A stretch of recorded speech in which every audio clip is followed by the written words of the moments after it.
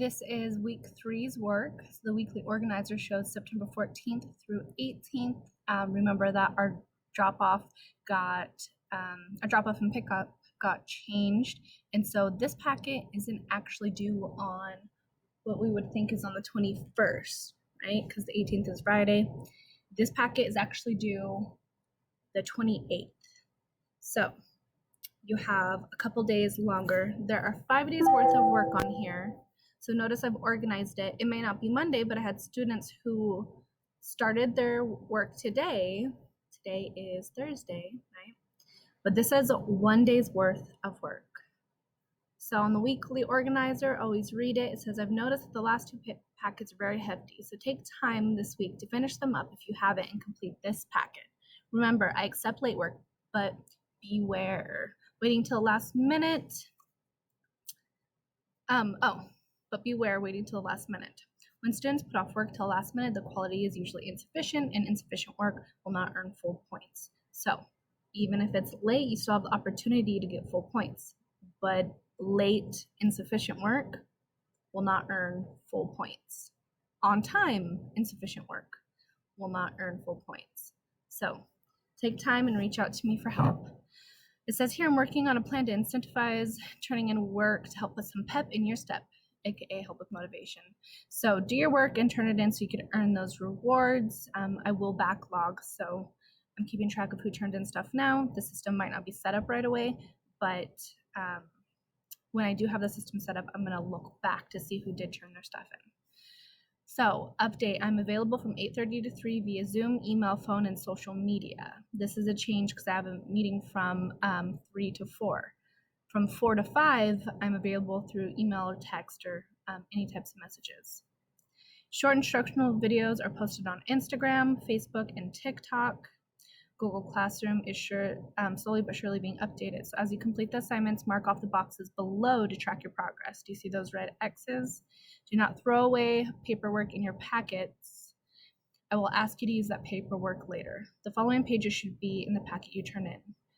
3, 6, 4, 6, 7, your during reading and post-reading strategy, 11, 12, 13, 14, and 15. So this is 5 days worth of work. You don't necessarily have to start it on a Monday, but take 5 days to do the work. I'm showing growth mindset, the power of yet, and writing the words down as done, as well as the self-assessment and write your S to rate your understanding at the start of the week done, because we're going to go over that in this video. So let me make my way back to the other assignment. Here it is. So I am showing you what I worked on with a student today. This is what we came up with. So on your copy, there's a space for you to put your name down. Please put your first and last name. You may not be the only person with your name in my class. So the power of yet. First thing you need to do, according to the to-do list, is to read the directions. So directions. Yet is a very powerful word. Instead of saying I can't do something, students should say I can't do something yet. The yet implies that you'll be able to do it in the future. Using the organizer, so it's talking about this, create a word doodle cloud. And that's what this is below here. This is a word doodle cloud. Write and draw all of the things you can do right now around the border of the word. So that's what all of these are, this poetry and drawing. It is on the border of the word. Those are things that student could do. And within the word, write down or draw what you can't do yet. This student is an artist and they can't draw guys yet. So that's why there is a draw guys in the Y.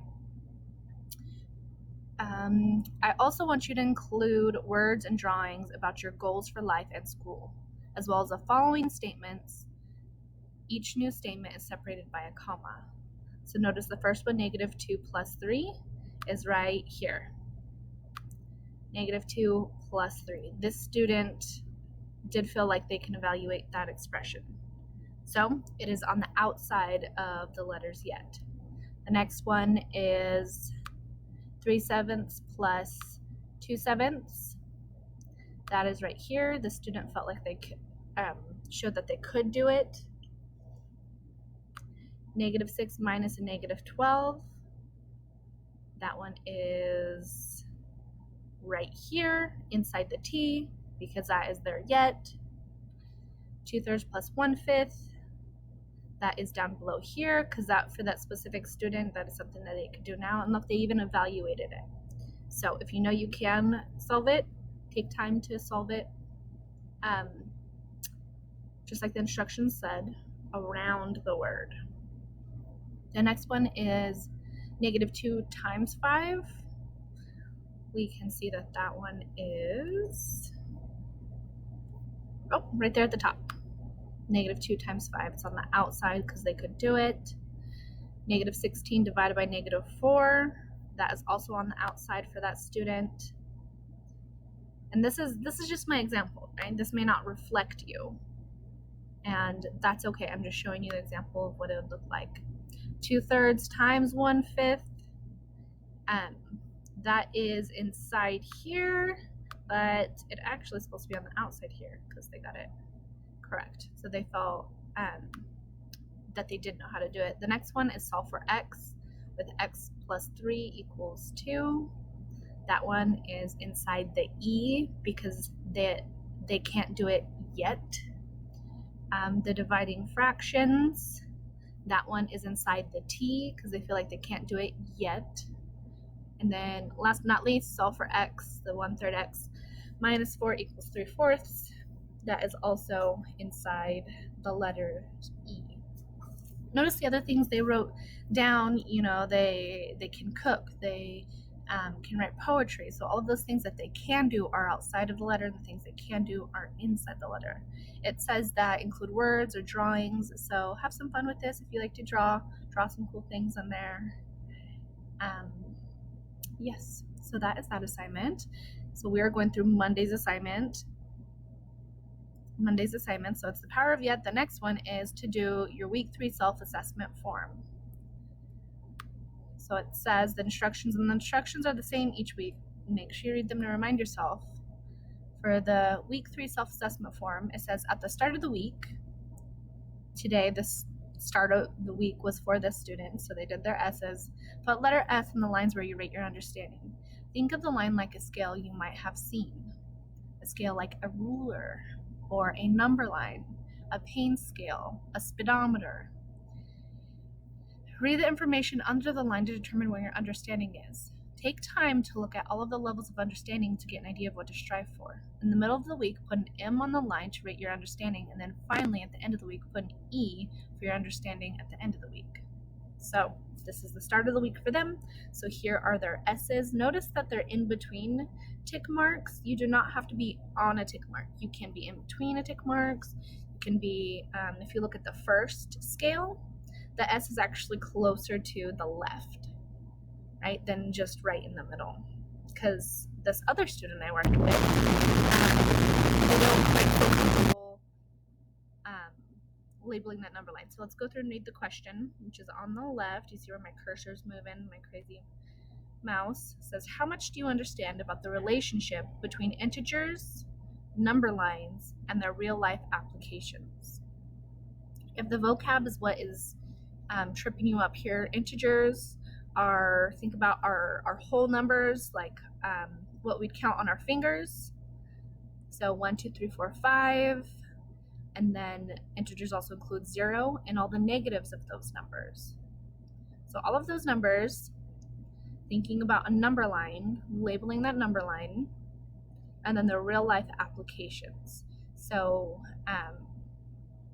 if you can't think of the top of your head, what are the real life applications, right? That would be part of your lack of, or not your lack of understanding, but your continuum of understanding.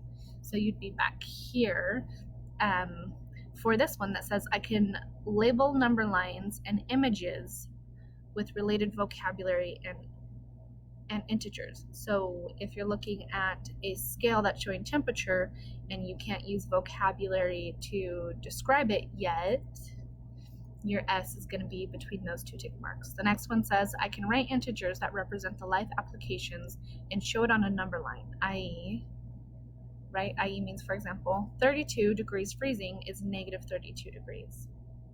The next mark on our scale is I can construct numerical expressions from life applications and the solutions on a number line. A numerical expression is like when we saw on the power of yet. -2 plus 3 is a numerical expression.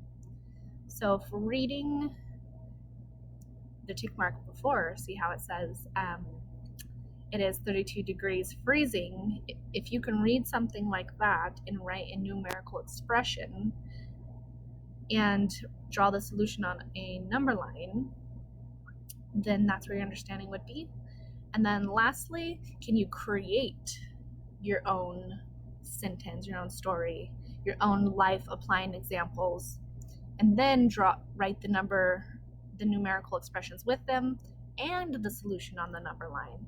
That's where you would be in this last tick mark. So right now, there's no judgment about where you should be. It is just a reflection of where you feel that you are. So put your S for where you feel like you are. Let's move on to the next one. It says, what is your understanding about using number lines to add negative numbers? The second mark says, I can label a number line and locate the leftmost integer in my expression on the number line.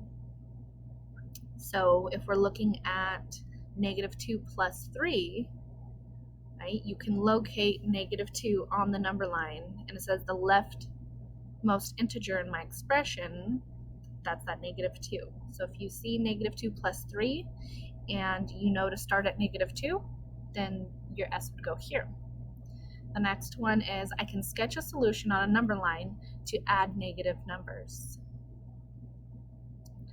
So you have your number line, you're looking at -2 plus 3, and you feel like you can successfully use that number line to get your solution. That's where you would be. The next one says I can hypothesize what subtracting negative numbers on a number line will look like. So notice before we're talking about adding negative numbers. This one is about subtracting negative numbers. So you can hypothesize, you're making that guess about what the process is going to look like from adding negative numbers to subtracting negative numbers. And then last but not least, you can teach another person how to add negative numbers using your own words. So take that time and put down your S. Remember, as according to the instructions and according to the weekly organizer, you're going to go back in the middle of the week. The middle of the week would be a couple assignments later or a couple of days later. And then your E's at the end of the week when you've finished it all. So don't forget to utilize your weekly organizer, which I'm going to pull up one more time right here. Right, so this is a day's worth of work. If you did all that, you've done 1 day's worth of work, and maybe you need to move on to the next class. Maybe you're feeling excited about getting it done, so you move on to Tuesdays. But I wrote down on here on Wednesday, week 3 self-assessment survey, right? That's when you go back on there on that survey and you'd put it in this time for your understanding. And then notice Friday, or just the couple days later, when you should have finished it all, that's when you will have your E. I hope this helps.